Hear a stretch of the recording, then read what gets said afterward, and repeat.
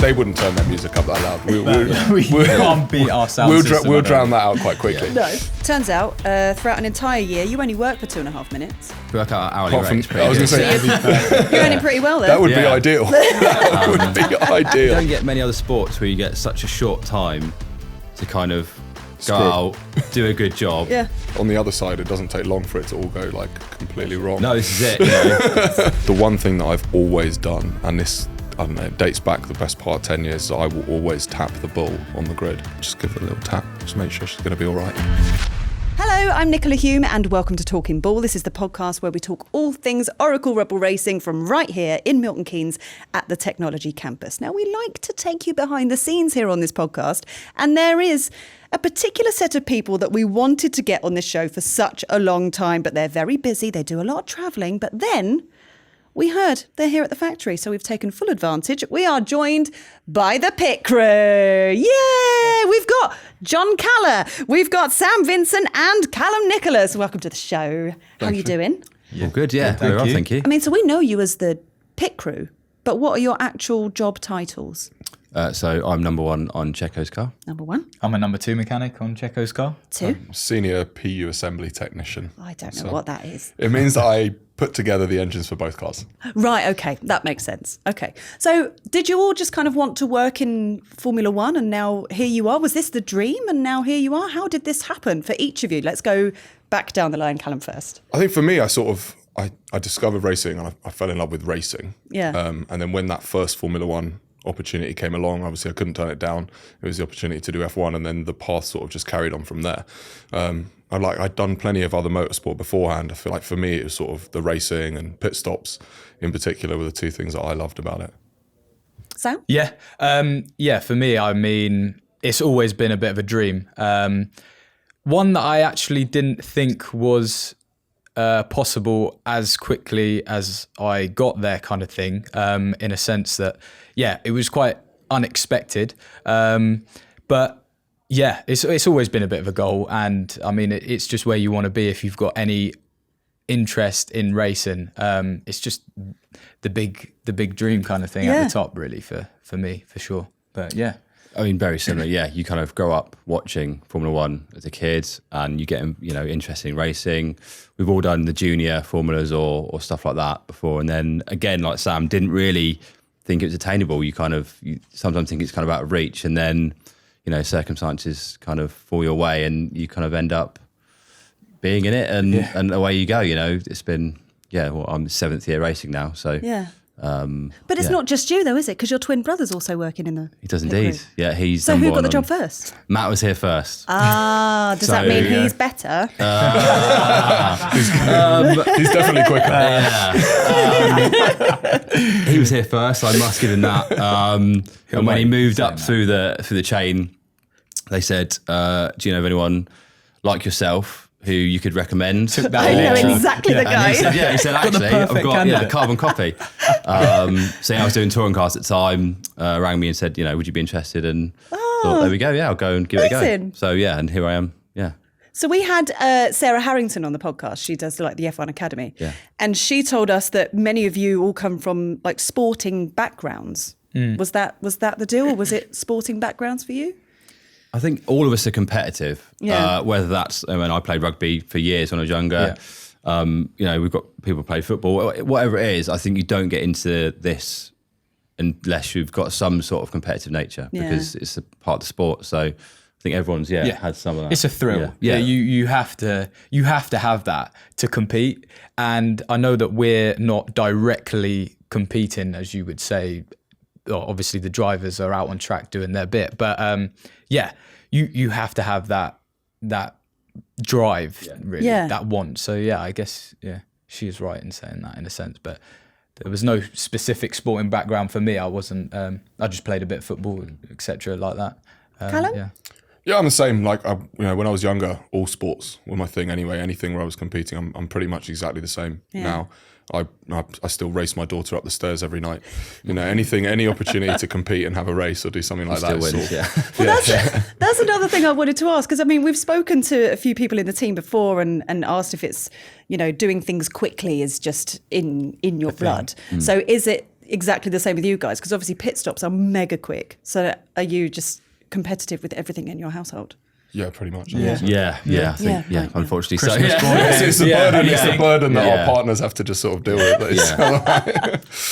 So we've got 3 of you here today. There's 22 in the pit crew. There's only 4 tyres, so what are the rest of you doing? Like that. Well, you got 3 people per corner. So obviously, you got your 4 gunmen. Yeah. And then on each corner, you've obviously got wheel off and wheel on. Then you've got your 2 jackmen, front and rear, and then 2 spare jackmen ready just in case you have a jack failure or anything like that. And then you've got 2 flap adjusters either side of the car and the front, and then you've got 2 car stabilizers. So are you all trained in all of that, or you have a specific role that you? I think a lot of us have done different roles over the years. It carries over from, I think, lower formulas. You kind of you get, it's obviously it's not exactly the same, but you get a bit of free reign. Like you kind of get used to doing a little bit of everything, because you have to. There's not that many people, but there's definitely specific roles. Yeah, in here F1 you now. then funnel into certain roles and you stay in those Right. For the duration of the season, basically, unless you have injury or whatever. So when it comes to an actual pit stop, what are your specific roles? So I'm left rear gunman. Yeah, I do the right rear. And I'm a flap adjust at the front. So does that mean he's got it easier? Is that what it is? Do you know what? I'm going to be honest with you. It's a hard job. You might think that. I wouldn't want to have to hit this tiny little adjust with like an Allen Is it- key. Yeah, it's it tiny. is It's tiny, like the yeah. hole's like that It's very big, small. and they've got to 10 get the mm. Allen key in it, get it turned, and get out the way before the car's gone. Oh no, I couldn't do that. No, It's not something that I'd Now want to do. as well, this year's car, they moved the adjuster inboard, so you have to stand in front of the car. It's usually the other flap adjuster, and then obviously you spoke with Rich previously, and so it's us 3 right at the front of the car.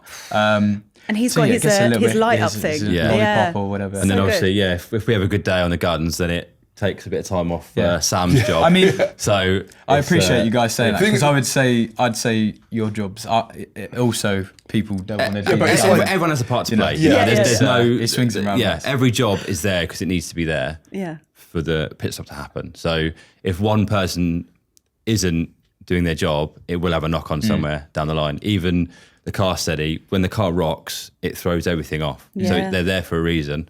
So everyone has a part to play. And when all those 22 people do it right, that's when you get a nice pit stop. I mean, you all seem really close. Like you're all really good friends. You have to. You live in each other's pockets. Yeah. You see probably more of the guys and girls you work with racing than you do your partners. And so you don't have to get on, but it certainly helps. Yeah, because I was going to ask, because you're both dads, aren't you? Congratulations, baby number 3. Number 3. Yeah. Yes. 3 and out. I'm done. Yeah. So in terms of that'll do. Yeah. But in terms of like seeing family, have you ever flown them out with you, or you just kind of see them when you see them? I mean, I've never flown them out. I've planned a couple of trips sort of like in between races where I've sort of made a little holiday in between, so I've managed to meet them where I'm going and stuff like that. I think it's difficult as well. Like, once they're at school age, there's not a lot of opportunities for you to sort of bring them to work, and there's other hurdles as well. Like even at Silverstone this year, I tried to bring my daughter to Silverstone, but there was like a load of health and safety stuff that, so it's tricky at times. It is quite difficult as well. Our shifts and stuff like that. Obviously, I've flown my other half out before, and it's quite difficult to. You're usually quite knackered by the end of the day.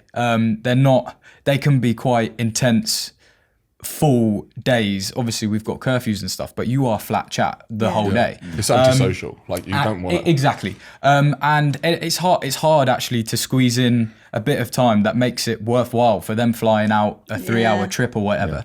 So it's quite difficult. It's not, you think that it's just a case of inviting them out, but then finding the time to enjoy it and go out for meals, etc., etc. Sometimes you've had such a big day that it's not really ideal. And plus, we sometimes get back at like 8:30, depending on travel from the circuit back to the hotel and stuff. So it can be actually quite difficult to bring family and stuff out. Yeah, I got my family to the test last year, so it's good for my boys to see that. But you're busy when you're at work. There's not really much downtime you get nowadays at work. So even when they might be at second with you, but you haven't really got time to show them around and stuff like that. So it's hard, but it's the nature of the sport. Because I mean, even when you're not at the track, you're doing a lot of sort of stunts and things. Because oh my goodness, I've been watching some videos, changing tyres in the dark, doing zero gravity was another one. Yeah. On YouTube, that was insane. I don't know when we're going to run out of ideas. Who came up with that one? Let's put you in a plane and give you zero gravity and change some tyres. Did any of you boys take part in that? No, so I wasn't on that. I didn't do that show. Yeah. Did you do that? No, I didn't. But I it was one of the coolest ones. Yeah. For sure. The last one I did was the Kitzbühel one when we went down the mountain with Max. Yeah. Wow. That was the last one I did. Did you do the pitch black one? Yes. These guys did. I actually had a day off. It's not like it's not like Calum. The one in the dark was cool, actually. That was a bit of fun. Yeah. I mean, it was bonkers. We've said that before. If you could just close your eyes and see how quick you could do it. Yeah. And we got under 3 seconds. I can't remember what the exact time was, but it was pretty good going. We've had worse ones with our eyes open, so I mean, it's been a tough year. Yeah. So what does a normal race weekend look like for you guys? What's your sort of day-to-day on a normal race weekend? Austin coming up, we'll travel on Tuesday. We'll be in the garage Wednesday onwards. Right. So Wednesday's mostly about getting the car together in one piece, get everything that you need like signed off. And then Thursday's probably one of the longest days now. It certainly feels the longest. Why is that? Well, so you have to wait to fire up. So the FIA give you a time at which you can fire up the car for the first time on that weekend.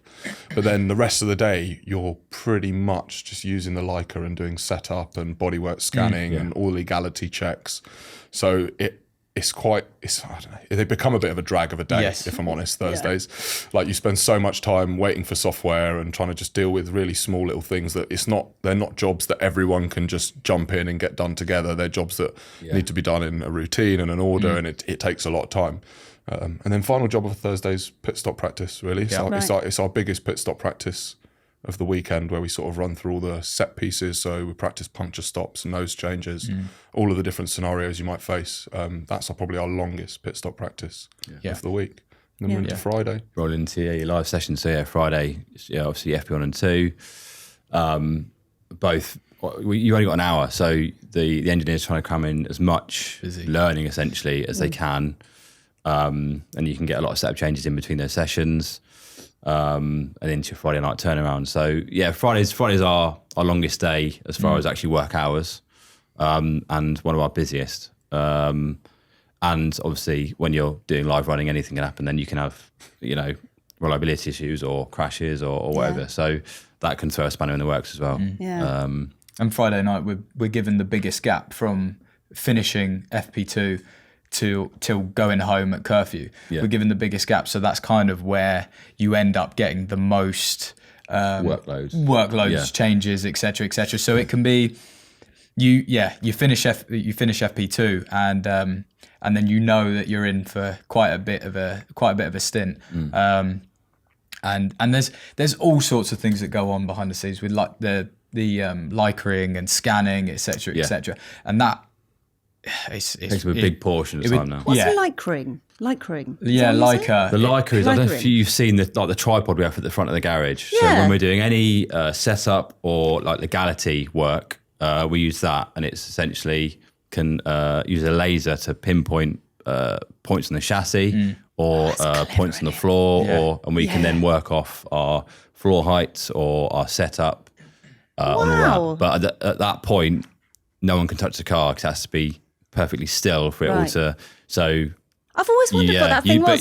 So then no one can touch the car at that point while you're doing this. So you get a bit of hands-off time, which gives you a little bit of downtime, but also if you've got a big job list, it's just delaying. You're trying to get on with it. Delaying. So, but we do that as in the last couple of years has really, really taken a majority of our workload. We do a lot with that nowadays. In ways we love Leica, but in ways we absolutely hate Leica. I mean, coming from like coming from a lower formula and then finding out that actually you can set this whole car up with this laser head. Well, I mean, when I first started at Red Bull, we were still doing toes with a ruler and a bit of string. Yeah. And stuff like that. Yeah, that's how it was. You had like these bits of like, we'd have like two bars fishing that line. bolted to the car with bits of fishing line down, and you'd just go along And with it was a ruler. the best way to do it. Yeah, and you'd measure stuff. at And that don't get point. me wrong, it was quick. It just, like Leica's so accurate. Yeah. You know, it's so accurate. But if it breaks- to tenths of a millimetre, and it's... Yeah. Which, we have. Touch Yeah, wood, we have. You need to find some string. Yes. Yeah. So you can go back to the old ways. Yeah. If we had to. Yeah, how Yes, convenient.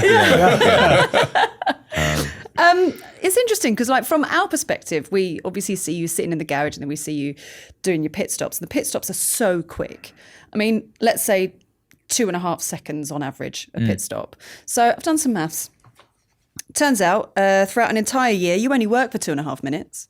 Yeah. If we work out our hourly Apart rate, from- it's I pretty was good. gonna say, You're earning pretty well there. that would be Yeah. ideal. That would be ideal. It's a weird, like, you don't get many other sports where you get such a short time to kind of go out, do a good job, Yeah.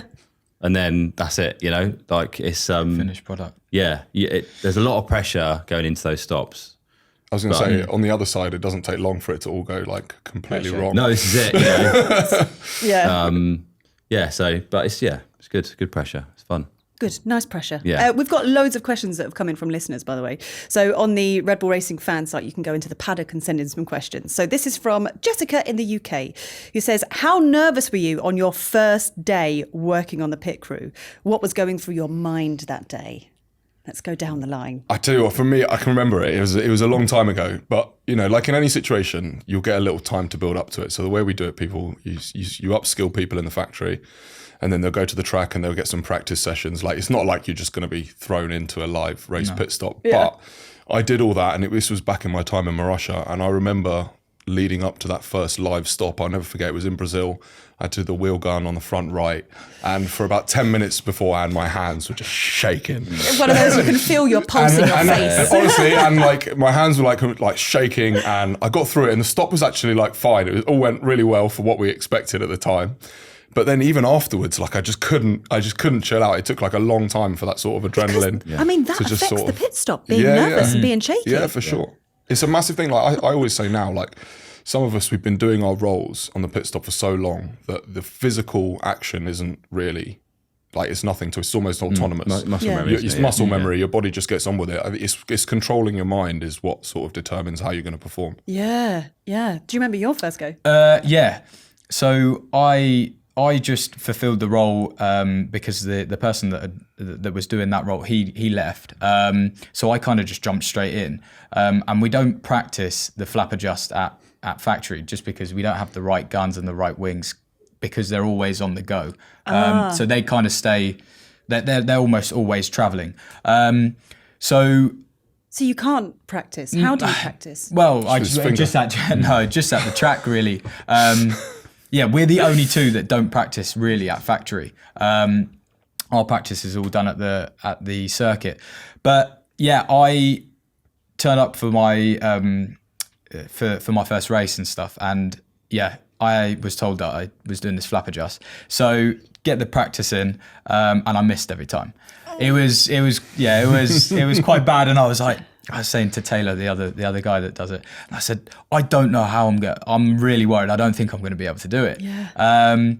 But anyway, when the car did come in for the race, I didn't miss. I did get it, but it's something that I think adrenaline and everything else comes over you. It's the first few are almost, for me, it was almost a bit of a blank. Like you just do it, and you're like, how could I miss 15 times in practice, but yet this one time I managed to get it, and I was just like, like kind of, you just, I don't know, it's really overwhelming.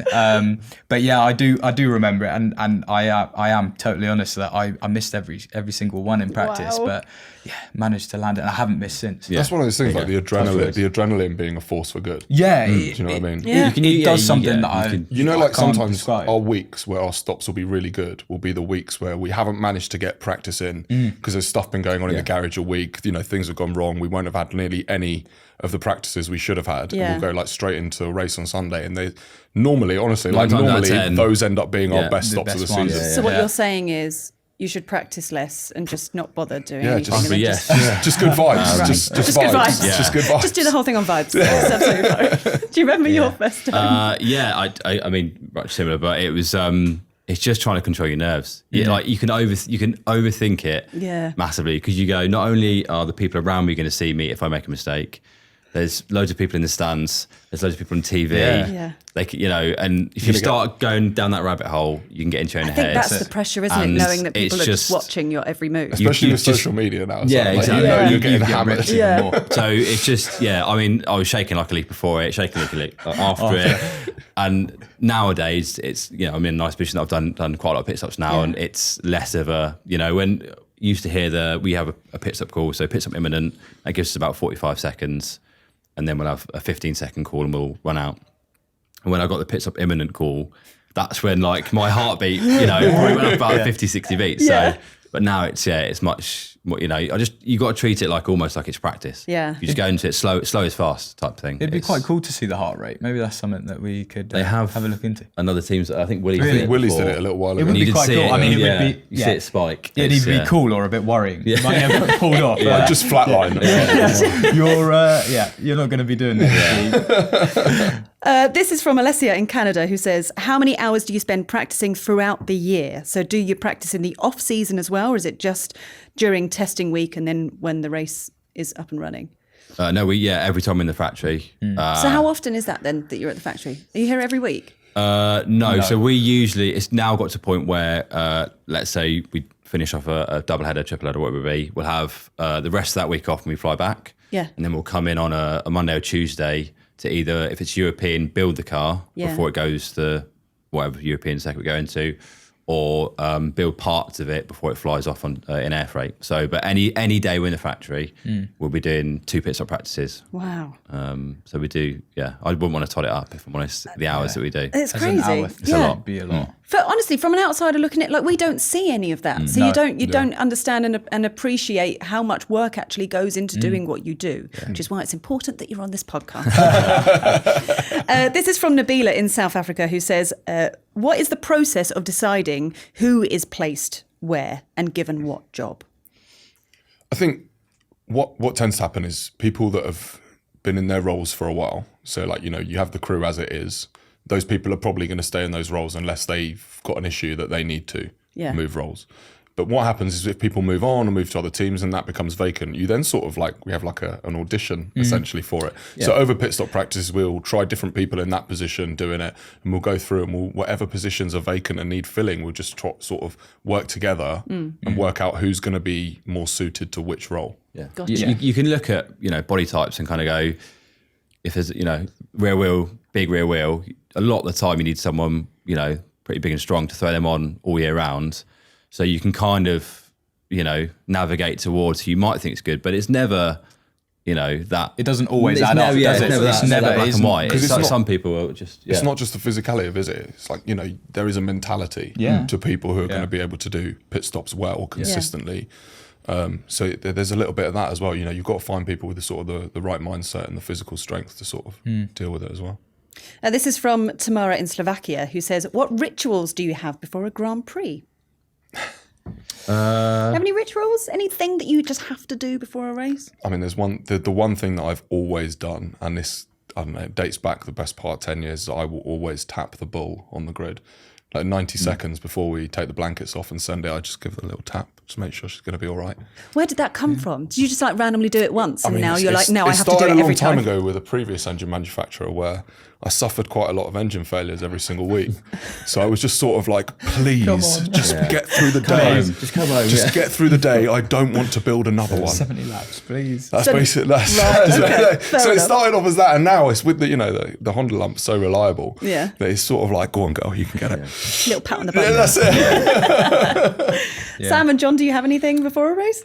Not before. I have one when I have the same thing I do every time when I sit down for a pit stop. So I always connect we've got a little line connector, so it keeps it out of the way of the wheel on man. So I always connect that first, then toggle the gun, blip the gun, do a little shuffle to make sure I'm happy that I'm free, Comfy. and then sit down ready for the pit stop. And I do it every time I go out and sit down on that. What happens if you don't?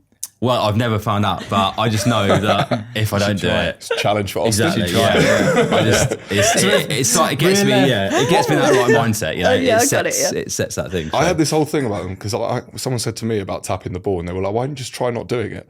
And I thought about it, and then one day I can't remember where we were on the grid, and I thought about not tapping it, and I was just like, I'm not. Yeah. I feel like I'm not a Can't do it. superstitious person. But I Well, you wouldn't- are. I know, Yeah. but like if I you don't don't do do it, it, exactly, yeah. like Yeah. now I've started. If no one had mentioned to me and I'd just forgotten to do it, I'd be fine with it. But I feel like consciously not doing it now would be exactly, a yeah. real Beat struggle. yourself Yeah, up. Yeah, that's it. You're doomed now forever. You just have to keep doing it forever and ever and ever. Sam, do you have anything? No, I not that I know of. I don't really do. I do this weird thing with my feet before a pit stop, but I don't know why I do it. What's the weird I thing with almost your like feet? tap. Picks his I toe almost tap my toes on like the floor. Just Okay. I Just to really get a don't- rhythm. I really don't know why. But kind other of than adorable. that, I mean, it's not it's definitely not original. Yeah, no, it's just my toes. I actually Just don't the know why I toes. do it. Just the toes. So yeah, I mean, other than that, nothing that I have planned. No, just kind of go with it. This is from Heroine in the Netherlands, who says, when something doesn't happen by the book during a pit stop, how do you support each other into getting the next one right? Is it just like a pat on the well, back, yeah, or do you like you know each other well? If you're in the moment, it's pat on the back. Yeah. Just like clear out your mind. Yeah. It's just like that's happened. Clear it. Next one is reset, go again. It gets quite vocal in the Once- garage as well. Like, don't worry about it. Like, Yeah, that's there's it. quite a lot of it. It almost becomes like a football ground. Like, Yeah. you can hear everybody just saying their part, and the person that may have had a mistake or whatever might be the other side of the garage, but yet people the other side of the garage is still going, don't worry about it. Like, just trying to give any sort of vocal support. It's, to- That's in the whoever- moment. yeah. It's in the moment. Yeah. As soon as the After checker it, flag yeah. drops, you get Then what happens? You idiot. Yeah. That's when all the gifts start going on the group. You need that. Yeah. Do you have a WhatsApp group with everyone Do, on it? yeah. Yes, we do. But it does show how close we are that you need that a little bit. Yeah, like you know, need if that. like I know from my own experience, like when I've screwed up, I know it's coming. Yes. I know it's coming, and I deserve Keep it. your head low. Bring it Where on. is he? Daniel in Germany wants to know, how do you celebrate a good pit stop? What do you do? Like, if you know you've smashed it, you've got a lovely under 2 seconds.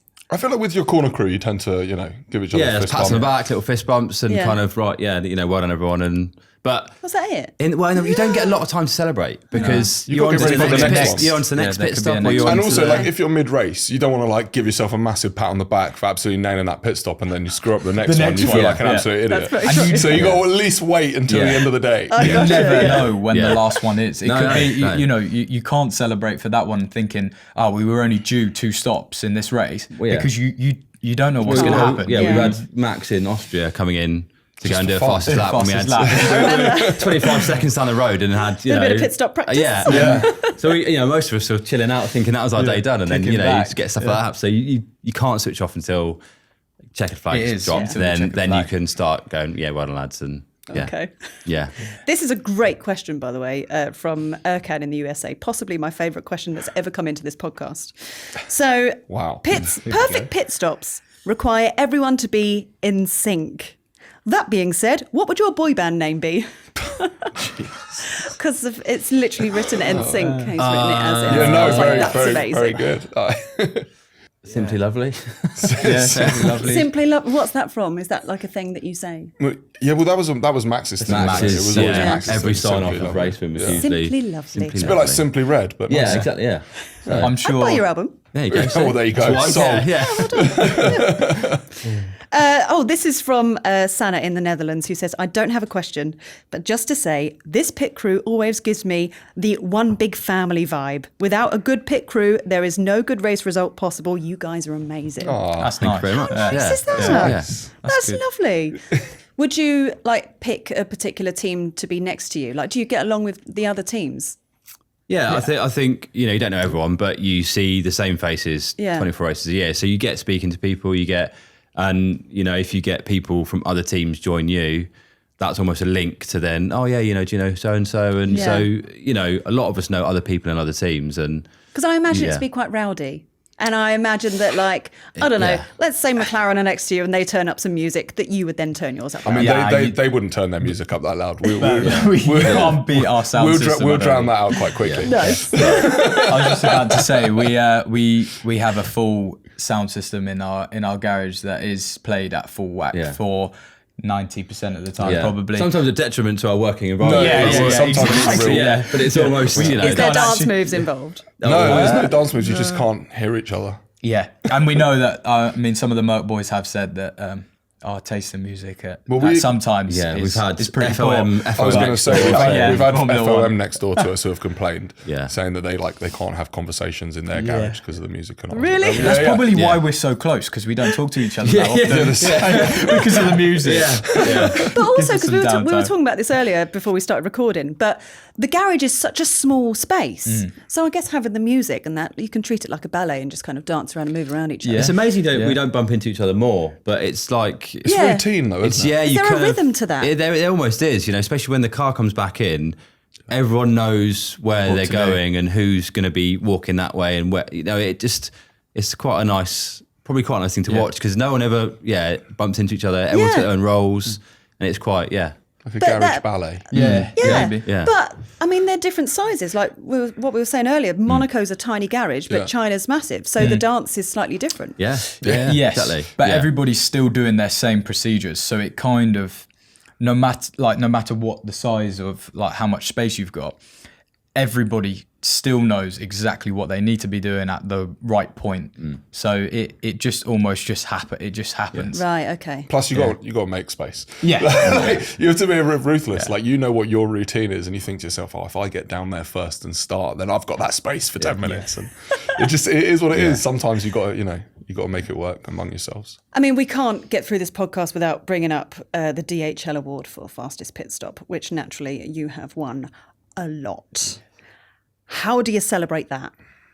I got a little plaque in my house. Yeah, you? yeah. Do you have one? We always get a little picture at the end of the year, Yeah. with all the times we've had, and a little memento for the year.